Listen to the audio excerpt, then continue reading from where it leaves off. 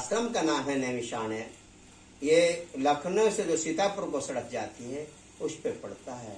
हमारी पुस्तकों में वृत्तांत आता है, बताया गया है कि एक बार 88,000 ऋषि भगवान जी की पूजा करने के लिए प्रयागराज पहुंचे। वहां त्रिवेणी देखी, त्रिवेणी के पास उन्होंने पूजा स्थान देखा, लेकिन वह व्यवस्था ठीक न होने के कारण भगवान गुरु भारद्वाज जी से मिले। भारद्वाज जी बोले कि भारद्वाज से प्रश्न किया कि हम यहाँ पूजा करने के लिए अच्छा स्थान चाहते हैं। तो भगवान भारद्वाज जी ने कहा यहाँ भगवान माधव जी का मंदिर है।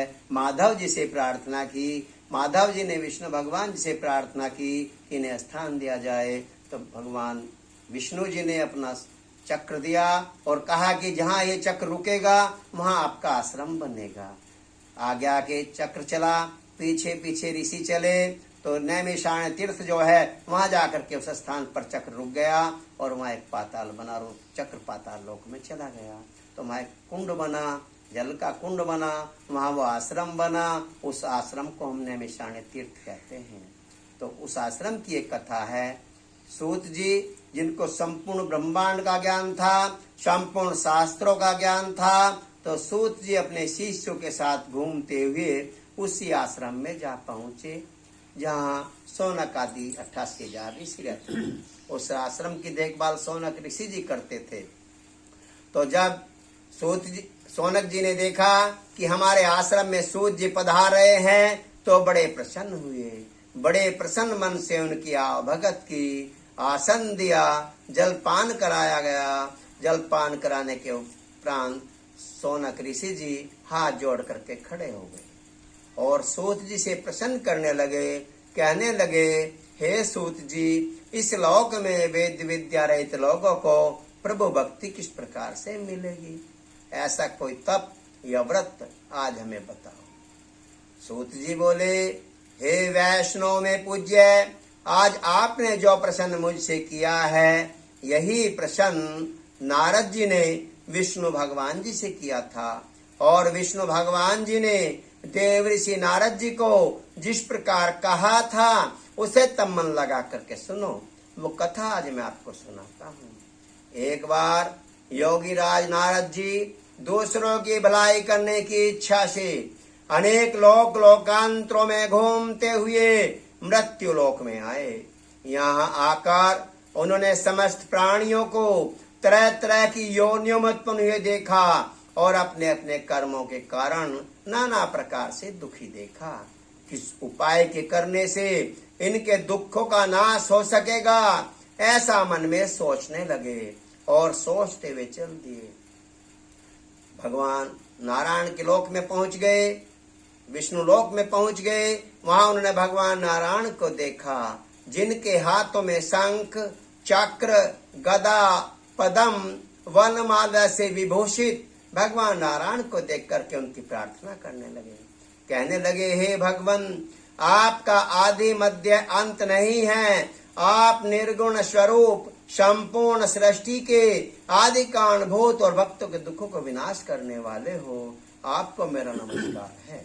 जब नारद जी ने भगवान विष्णु जी की पूजा की, भगवान विष्णु जी ने नारद जी को साक्षात दर्शन दे दिए और कहने लगे, हे नारद, हे पुत्र, बताओ कैसे आए हो, कैसे आना हुआ? तो नारद जी बोले, हे भगवान, मैंने मृत्युलोक में सभी प्राणियों को तरह तरह की योनि में उत्पन्न देखा है। अपने अपने कर्मों के कारण नाना प्रकार से दुखी देखा है। किस उपाय के करने से उनके दुखों का नाश हो सकेगा? ऐसा कोई व्रत या तप आज हमें बताओ। भगवान जी बोले, हे वत्स, तुमने दूसरों के ऊपर कृपा करने की इच्छा से बड़ी उत्तम बात पूछी है। जिस उपाय को करने से प्राणी मोह से छूट जाता है, बंदी बंधन से छूट जाता है, भयभीत व्यक्ति भय मुक्त हो जाता है एवं संसार में सुख भोगकर अंत समय में सत्यापुरी वैकुंठ को चला जाता है, वह परम दुर्लभ एक व्रत है। तुम्हारे स्नेही कारण उस व्रत को बताता हूँ। वह सत्य का व्रत है, यह सत्य नारायण का व्रत है, यह विष्णु भगवान का व्रत है। इस व्रत को मनुष्य किसी भी दिन भक्ति और भाव के साथ, श्रद्धा और विश्वास के साथ पक्के केले के फल, शक्कर, घी, दूध, गेहूं का आटा, संपूर्ण भक्षण योग्य पदार्थ लेकर के सवय अर्पण करे। बंधु बांधवों के साथ मिलकर के विष्णु भगवान जी की पूजा अर्चना करे, यज्ञ करे। इसके उपरांत फिर ब्राह्मण को दक्षिणा दे, भोजन कराए, फिर स्वयं भक्ति श्रद्धा के साथ प्रसाद ग्रहण करे। इस प्रकार का आचरण करने से निश्चय ही मनुष्य की मनोकामना पूरी होती है। विशेष करके कली काल में भूमि के ऊपर एक यही सबसे छोटा उपाय है जो सभी कर सकते हैं। इति श्री स्कंद पुराणे रेवा खंडे सत्यनारायण व्रत कथा प्रथमो अध्याय। बोलो सत्यनारायण भगवान की। कहा कि हे सूत जी, आपने हमें व्रत के विषय में तो बता दिया कि मनुष्य को सत्य धारण करना चाहिए, सत्य पथ पर चलना चाहिए, वेद पढ़ने चाहिए, यज्ञ करने चाहिए। लेकिन इस व्रत को पृथ्वी पर सबसे पहले किसने किया? आज हम यह सब जानना चाहते हैं। इस व्रत के विषय में हमारी बड़ी श्रद्धा उत्पन्न हुई है। तो सूत जी बोले, इससे आगे की कथा सुनो। प्राचीन काल में काशीपुरी नगरी में एक अति निर्धन ब्राह्मण रहते थे। सतानंद उनका नाम था। सतानंद इतने गरीब थे कि प्रतिदिन भिक्षा मांगते थे। यदि भिक्षा नहीं मांगी तो शाम को घर में भोजन नहीं बना। इतनी दरिद्रता उनके यहाँ थी। भगवान ने सोचा, जहाँ ब्राह्मण ही पथभ्रष्ट हो गया हो वहाँ प्रजा का क्या होगा। तो भगवान ने बूढ़े ब्राह्मण का रूप बनाया और उस गरीब ब्राह्मण के पास आए। सब कुछ जानते हुए भी उस गरीब ब्राह्मण से पूछने लगे, हे ब्राह्मण देवता, आप इधर उधर क्यों घूमते रहते हो? तो वह गरीब ब्राह्मण बोला, मैं उदर पूर्ति हेतु अर्थात पेट भरने की इच्छा से यहाँ वहाँ भ्रमण करता हूँ। यदि आप मेरी इस दरिद्रता को दूर करने का कोई आसान उपाय बता सकते हैं तो आप बताइए। बूढ़े ब्राह्मण रूपधारी भगवान ने कहा कि हे ब्राह्मण, रूपधारी भगवान ने कहा कि हे ब्राह्मण, इसका उपाय है, आप सत्य का व्रत रखें, आप सत्य का प्रचार करें, आप वेद पढ़ें, आप यज्ञ करें, तो आपको इस निर्धनता से छुटकारा मिल जाएगा। तथा व्रत का वृत्तांत बतलाकर बूढ़े ब्राह्मण रूपधारी भगवान अंतर ध्यान हो गए। अब उस गरीब ब्राह्मण ने सोचा कि मैं उस बूढ़े ब्राह्मण द्वारा बताए व्रत को अवश्य करूंगा। ऐसा सोचते सोचते रात भर सो नहीं सका। सवेरे उठा, मन में संकल्प लिया कि आज मैं अपने लिए नहीं भगवान के लिए मांगूंगा। मुझे भगवान की पूजा करनी है, भगवान जी का भंडारा करना है, भगवान जी का यज्ञ करना है, भगवान जी की पूजा करनी है। उससे मैं भी सम्मिलित सभी को करूंगा। इस प्रकार का मन में संकल्प लेकर के घर से निकल पड़ा। उस दिन उस ब्राह्मण को बहुत धन मिला, क्योंकि उस दिन उसने अपने लिए नहीं भगवान के लिए मांगा। भगवान जी का भंडारा करना है, भगवान जी की पूजा करनी है, आप सब सम्मिलित हो। तो काफी धन इकट्ठा हुआ। उस धन को वह बाजार गया, वहां से पक्के केले के फल, शक्कर, घी, दूध, गेहूं का आटा, संपूर्ण भक्षण योग्य पदार्थ लेकर के घर आया। विधि विधान के अनुसार विष्णु भगवान जी की पूजा अर्चना की, जिसके उपरांत वह धनवान पुत्रवान हुआ। इस श्लोक में सुख भोगने लगा। प्रत्येक पूर्णिमा संक्रांति को व्रत रखने लगा। इस प्रकार से इस श्लोक में सुख भोगते हुए अंत समय में सत्यपुरी वैकुंठ को चला गया। ऋषियों ने कहा कि हे सूत जी, इस ब्राह्मण से इस व्रत को किसने सुना और किसने किया? आज हम यह सब जानना चाहते हैं। इस व्रत के विषय में हमारी बड़ी श्रद्धा उत्पन्न हो रही है। तो सूत जी बोले, इससे आगे कथा सुनो। एक बार वही ब्राह्मण धन और ऐश्वर्य के अनुसार सत्यनारायण भगवान का व्रत कर रहा था कि उसी समय वहां एक लक्कड़हारा आ पहुंचा। लक्कड़हारा प्यासा था, लकड़ियां बाहर रख दी, ब्राह्मण के घर में भीतर चला गया। ब्राह्मण को पूजा पाठ आदि करते देख करके बैठ गया, कथा सुनने लगा, प्रसाद लिया, जल पिया। फिर ब्राह्मण से पूछने लगा, हे ब्राह्मण देवता, आप ये क्या कर रहे थे? इससे करने से क्या फल मिलता है? ब्राह्मण ने कहा, सब प्रकार की मनोकामनाओं को पूर्ण करने वाला यह सत्यनारायण भगवान का व्रत का पूजन किया जा रहा था। मेरे यहाँ जो आज आप सुख समृद्धि देख रहे हैं, सब इस व्रत के प्रताप से हुई है। व्रत के विषय में जान करके लक्कड़हारा बड़ा प्रसन्न हुआ। लकड़ियां सिर पर रखी, चल दिया। मन में इस प्रकार का चिंतन करता हुआ चल दिया। कि मुझे भी आज लकड़ी बेचने से जो कीमत मिलेगी उस धन को मैं भगवान के नाम में लगाऊंगा। ऐसा सोचता गया, चलता गया, नगर के बीच पहुंच गया जहां लकड़ियों का अभाव रहता था। उस दिन उसे लकड़ियों की कीमत चौगुनी मिली। बड़ा प्रसन्न हुआ, आज भगवान के रास्ते पे चला, धन चौगुना हुआ। बड़े प्रसन्न मन से पक्के केले के फल, शक्कर, घी, दूध, गेहूं का आटा, संपूर्ण भक्षण योग्य पदार्थ लेकर के घर आया। घर आकर के विधि विधान के अनुसार विष्णु भगवान जी की पूजा अर्चना की। इसके उपरांत धनवान पुत्रवान हुआ। इस श्लोक में शोक भागने लगा, प्रत्येक पूर्णिमा संक्रांति को व्रत रखने लगा। इस प्रकार से श्लोक में शोक भोगते हुए अंत समय में सत्यपुरी वैकुंठ को चला गया। इति श्री स्कंद पुराणे रेवाखंडे सत्यनारायण व्रत कथा द्वितीय अध्याय। बोलो श्री सत्यनारायण भगवान की जय। मैंने ब्राह्मण के विषय में कथा सुनाई, शूद्र के विषय में कथा सुनाई, अब हम क्षत्रियों के विषय में भी कथा सुनाते हैं। सूत जी बोले, प्राचीन काल में उल्कामुख नाम के एक राजा थे। सत्य वक्ता थे, जितेंद्रिय थे, प्रतिदिन देव स्थानों में जाते थे, पूजा पाठ करते थे। उनकी पत्नी भी कमल के समान सुंदर मुख वाली सती साध्वी थी। एक दिन राजा और रानी दोनों मिलकर भाद्रशिला नाम की नदी के किनारे सत्यनारायण भगवान का व्रत पूजन कर रहे थे। इसी अध्याय में वैश्य को भी जोड़ दिया गया। जब वे व्रत में पूजन कर रहे थे, उसी समय एक साधु नाम का व्यापारी भी वहां पहुंचा। उसने अपनी नाव को नदी के किनारे ठहरा दिया।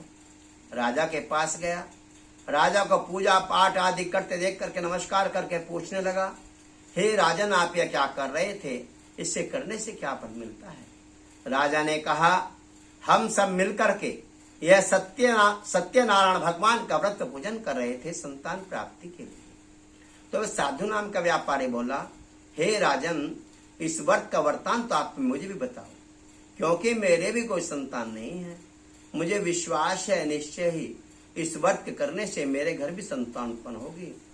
इस प्रकार व्रत के विषय में जान करके बड़ा प्रसन्न हुआ। घर आया, घर आकर के अपनी पत्नी लीलावती को संतान देने वाले इस व्रत का समाचार सुनाया और कहा, अपनी पत्नी से कहा कि जब हमारे घर संतान उत्पन्न होगी तब हम इस व्रत को अवश्य करेंगे।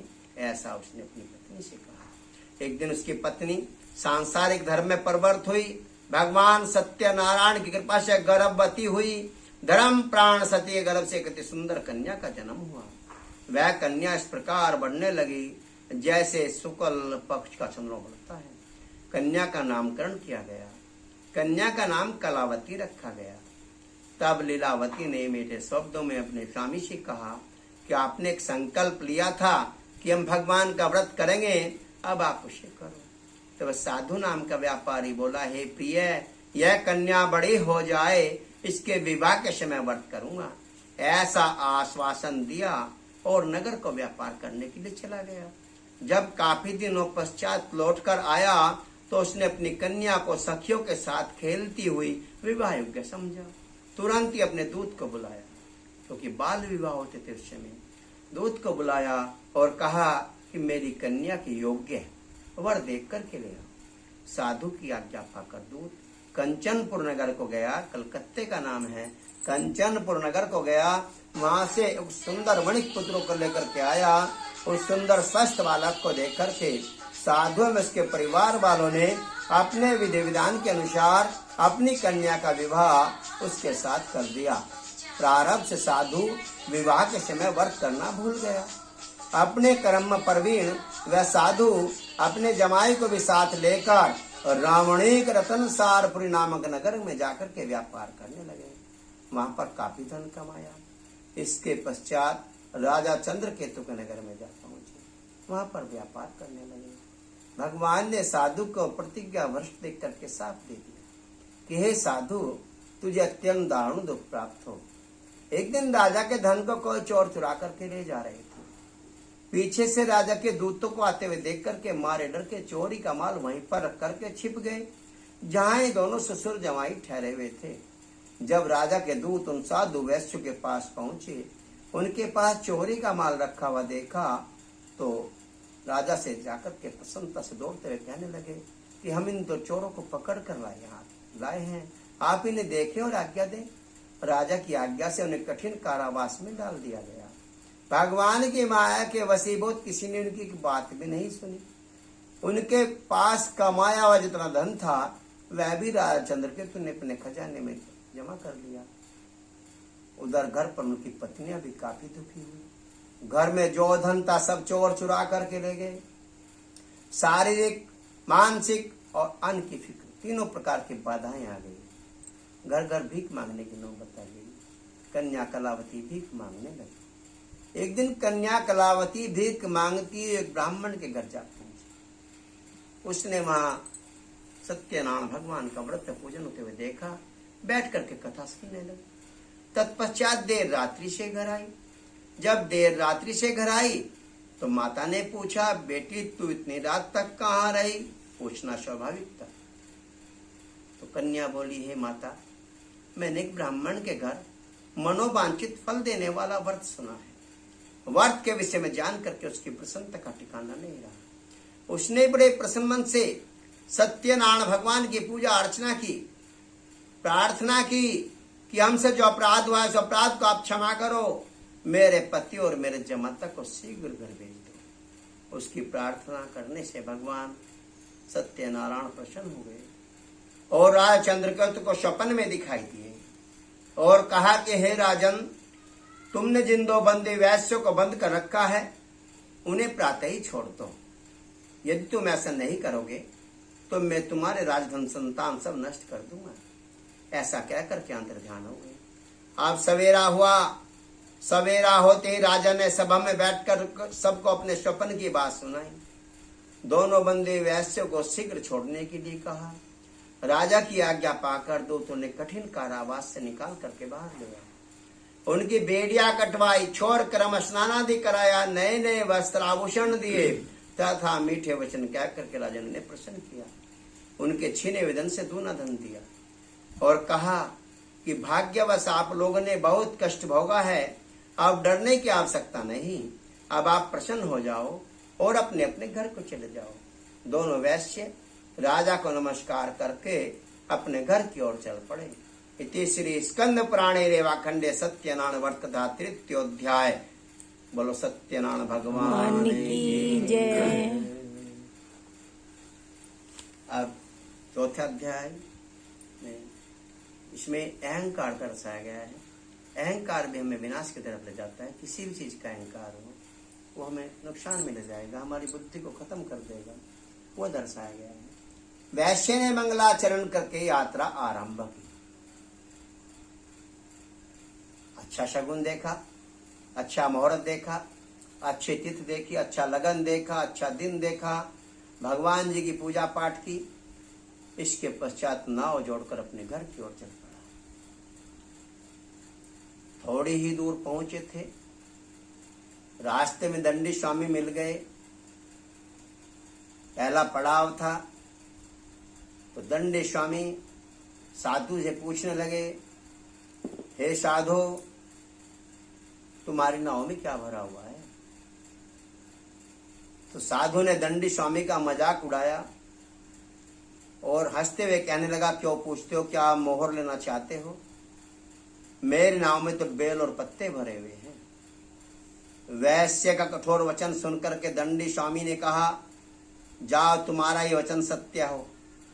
ऐसा कह करके कुछ दूर जाकर के समुद्र किनारे आसन जमा करके बैठ गए। जब वैश्य ने नित्य क्रिया की, नाव की ओर देखा तो बड़ा आश्चर्यचकित हुआ, क्योंकि कुछ देर पहले नाव भार के कान पानी में धसी हुई थी। नाव के अंदर बेल और पत्ते देख करके मूर्छित तो जमीन पर गिर पड़ा। मोर्चा खुलने पर बहुत शोकातुर हुआ। तब उसके जमाई ने समझाया कि आप इस तरह चिंता क्यों करते हैं, सब दंडी स्वामी के साप से हुआ है, वे सब कुछ कर सकते हैं, अतः अब हमें उन्हीं की शरण में चलना चाहिए, तभी हमारी मनोकामना पूरी होगी। वैश्य जमाई की बात को सुनकर के संतुष्ट हुआ, दंडी स्वामी के पास गया, जाकर के रोने लगा, बिलखने लगा, कहने लगा कि मैंने जो आपसे असत्य वचन किया, मेरे अपराध को आप क्षमा करो, मुझ शरणागत की रक्षा करो। मैं आपकी शरण में आया हूँ, मेरी रक्षा करो, मेरी नौका में पहले की तरह से धन भर दो। रोने लगा, गिड़गिड़ाने लगा, प्रार्थना करता रहा। तब दीनों के पालन करने वाले भगवान भक्त वत्सल सत्यनारायण भगवान दंडी स्वामी ने कहा, रे मूर्ख, तू मेरी पूजा से विमुख हो गया है, मेरी आज्ञा से तुझे बार बार दुख प्राप्त हो रहा है।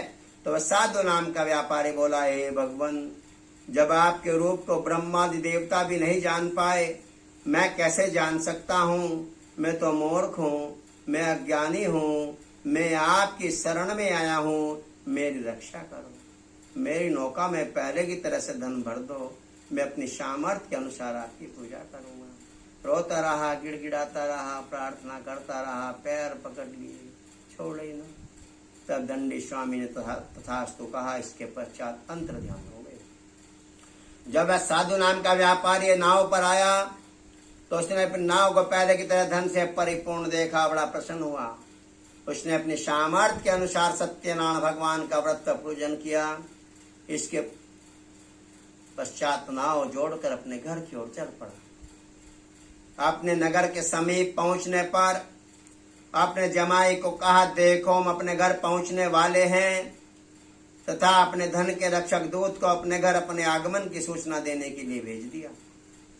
दूत ने साधु के घर जाकर के हाथ जोड़ करके नमस्कार करके अनुकूल वचन कहे कि साधु अपार धन कमाकर नगर के समीप आ गए हैं।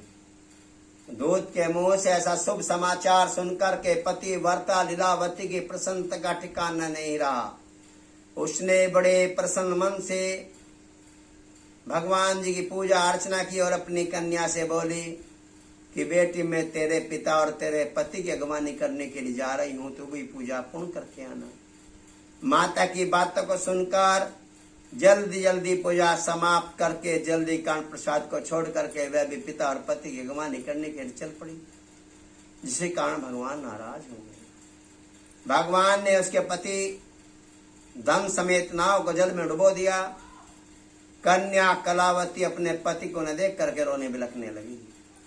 सारे मल्लाह भी चिंता करने लगे कि कैसी आश्चर्यजनक घटना घट गई। नाव किनारे लगी हुई डूब गई। कन्या कलावती अपनी माँ की गोद में बैठ करके रोने लगी। इसके पश्चात उसने अपने पति की पादुकाएं ली ताकि उन्हीं के साथ सती हो जाए। उस समय सती प्रथा थी। अपनी कन्या को सती होने की तैयारी करते देख साधु वैश्य घबरा उठा।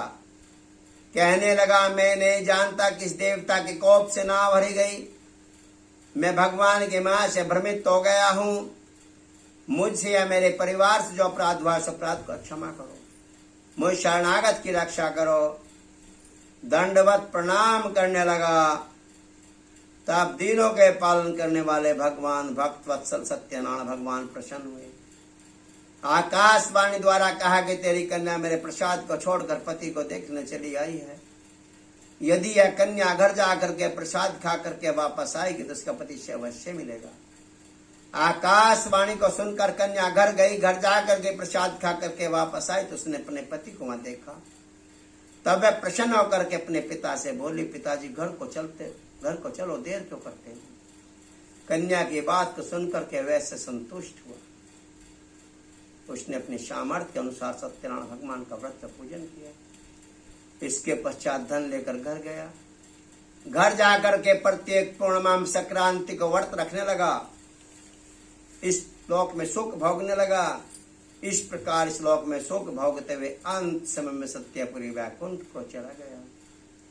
इति श्री स्कंद पुराणे रेवाखंडे सत्यनारायण व्रत कथा चतुर्थोध्याय। बोलो श्री सत्यनारायण भगवान। एक प्रजा पालन में लीन तुंगध्वज नाम के राजा हुए। भगवान के प्रसाद को त्याग कर उन्होंने भी बहुत दुख पाया। एक बार वन में शिकार खेलने गए। वहां उन्होंने कई जानवरों का शिकार किया। इसके पश्चात एक वट वृक्ष की छां में आ बैठे, जहां ग्वाल बाल भक्ति भाव से सत्यनारायण भगवान का व्रत पूजन कर रहे थे। राजा अभिमान के कारण उनके पास नहीं गया। जब पूजा के उपरांत ग्वालों ने राजा को नमस्कार किया, प्रसाद दिया, तो राजा ने अभिमान के कारण प्रसाद नहीं लिया, अपनी नगरी को वापस चला आया। जब वापस आया तो उसने अपना सब कुछ नष्ट पाया। 100 के 100 पुत्र, धन धान्य आदि सब नष्ट देख करके जान गया, सब प्रसाद के त्याग का कारण बना। मन में प्रायश्चित करने लगा।